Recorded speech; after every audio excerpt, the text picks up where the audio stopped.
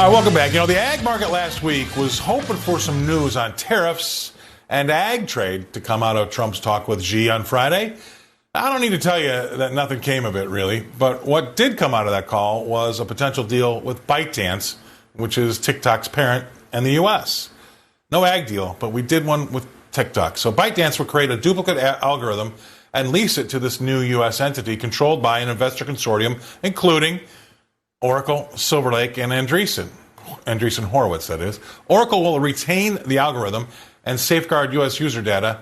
And in addition, 6 of the 7 board seats on the new entity will be held by Americans as the structure for U.S. control of TikTok starts to take some shape. Now, I don't know about you, but Oracle seems to be hitting the headlines a lot lately, and in a pretty good way. Remember, their founder overtook Elon Musk last week as the richest man in the world after some stellar earnings reports. And now they're involved with TikTok. So I wanted my next guest's views on this. Please welcome to the show Ms. Rebecca Walser with Walser Wealth Management. Thank you, Rebecca, for coming on. I know you're busy and traveling all over the place. TikTok. I'm gonna throw my hands up and admit I've never downloaded it on my phone because I've always been worried about what could be happening, and maybe that's just me being super selfish.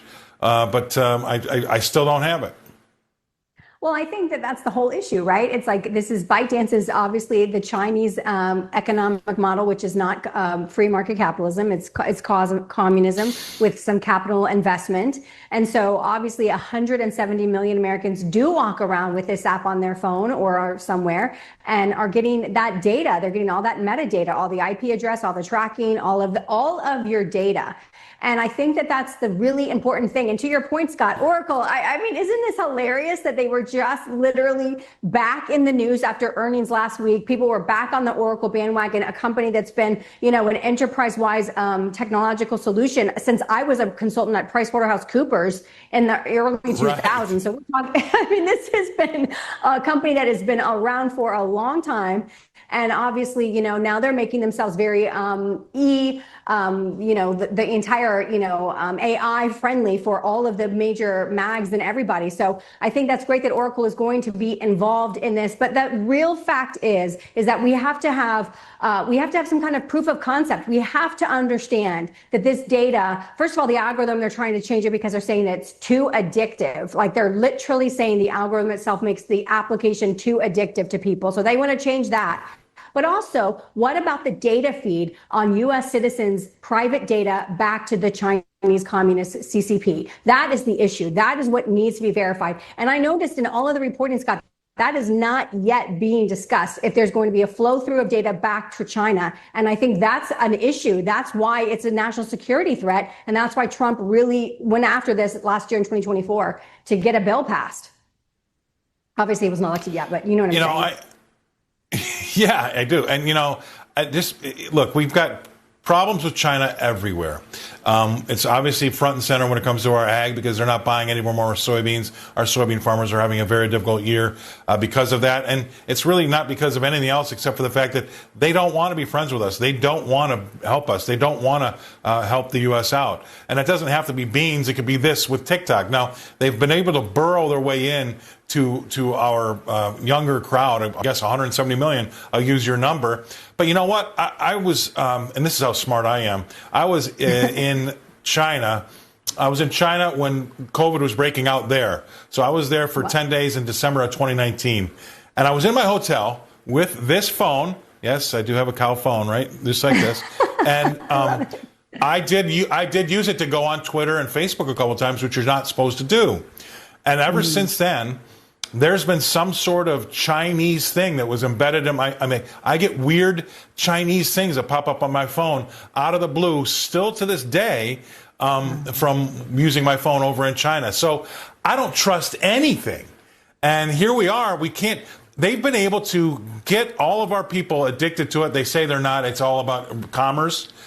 But China's done a great job of embedding themselves in the U.S. In U.S. not just economy, but in the social sciences, the social circles of the U.S.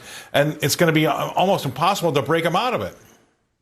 This is the modern day digital Trojan horse. You know, they brought it right into the country. We downloaded it. We agreed to be tracked. We agreed to have the data move back to China. And this is why it really takes the government of the United States coming in and saying, no, you can't do that. We're not going to let you have this information. I mean, people don't understand the amount of metadata that's tracked on their phone. It really does keep a log of everywhere you go, everywhere you take it, I should say. It's tracking, and that the IP addresses, the timestamps, all of this information, where you're going, your location, what you're doing, what hours you're on your phone. So much information, transactional information, financial information, records. I'm just saying, we have to have, we cannot trust China at all. They have written documented papers that they want to be the number one military power and economic power in the world, bar none. That includes taking down the United States of America. We are their number one target, absolutely, because we're their number one competition for them to be in that number one military and economic space. And so they are doing anything and everything they can do, including through apps,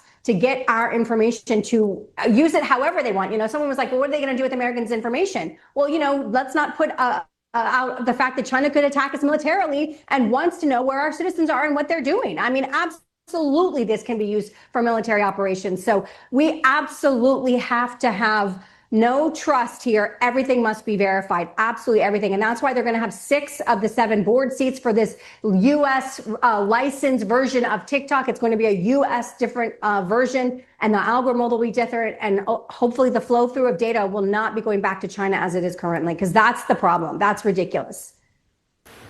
All right, and everybody wants to make money so bad they want to overlook all the safety concerns. But I'll tell you this, you know, we're in the middle of this tariff talk with China. We have been ever since basically April, right? And we've been holding hands back and forth. Everybody thinks we might get something done, but as long as Trump's tariffs are in court, the Supreme Court's going to hear them the first week of November. They're not going to do anything. They're going to wait and see if they're deemed legal or not legal. But having said that, we've been holding their hand. We've been placeholding with them to make sure that we keep the lines of communication open to try to be friendly. And in that time period, 3 of their dissidents have been caught coming into this country with biohazards that would kill all of our wheat and our corn. And 2 weeks ago, or whatever it was, they pulled their sorghum business with us, and 100% of it's going to South America now. I mean, that's not a friend, and we're trying to deal with them right now to make a deal. I don't know how to tell people they don't like us, and we're like the St. Bernard puppy dog that thinks everybody's going to be our friend. We are somewhat naive globally, and Americans are definitely naive and think everyone likes us and wants to be our friend. No, I mean, I was in a global economic MBA group that, you know, the Americans were the minority. And I can tell you, like, internationally, globally, we're sort of, a lot of countries don't like us, don't like the fact that we think that we're the biggest and the best, and they have to kind of just go with us and do our way. So this is why that there's reverberation and countries moving to the east away from the west, because they're sick and tired of America's, you know, exporting our inflation by the, you know, people buying our dollars, our treasuries, and we're just sitting on top, sitting pretty, and racking up $2 additional trillion of debt every single year. Problematic. It's got to be fixed. All right. We're going to come to you for all the answers, because I feel like you got them all.